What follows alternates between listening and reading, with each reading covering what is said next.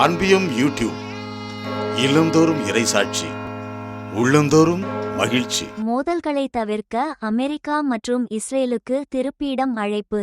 நான் நேரடியாக அமெரிக்க அதிபர் டிரம்பிடம் பேசினால் மத்திய கிழக்கில் இடம்பெற்று வரும் போரை எவ்வளவு விரைவில் முடிக்க முடியுமோ அவ்வளவு விரைவில் முடியுங்கள்.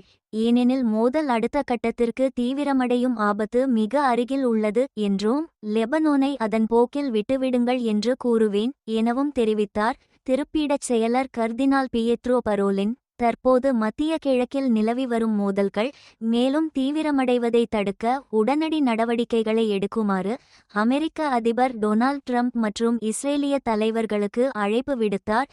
திருப்பீடச் செயலர் கர்தினால் பியேத்ரோ பரோலின் மார்ச் 19 வியாழனன்று உரோமையில் உள்ள இத்தாலிய நாடாளுமன்றத்தின் பிரதிநிதிகள் சபையில் இடம்பெற்ற புத்தக வெளியீட்டு விழாவிற்கு இடையே செய்தியாளர்களிடம் பேசிய கர்தினால் பரோலின் அவர்கள், நான் நேரடியாக அமெரிக்க அதிபர் டிரம்பிடம் பேசினால் இதை எவ்வளவு விரைவில் முடிக்க முடியுமோ அவ்வளவு விரைவில் முடியுங்கள்.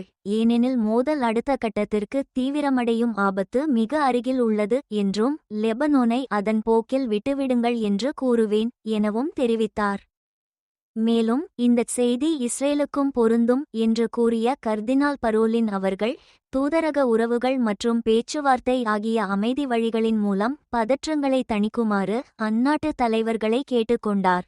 கேண்டகாலி பதிப்பகத்தால் வெளியிடப்பட்டதும் வத்திக்கான் பத்திரிகையாளர் இக்னாசியோ என்கிராவ் மற்றும் அகுஸ்தினார் சபையின் அருள்பணியாளர் ஜெசப்பி பாகானோ ஆகியோரால் எழுதப்பட்டதுமான திருத்தந்தை 14ஆம் லியோ, நான் யார் என்று நீங்கள் சொல்கிறீர்கள்?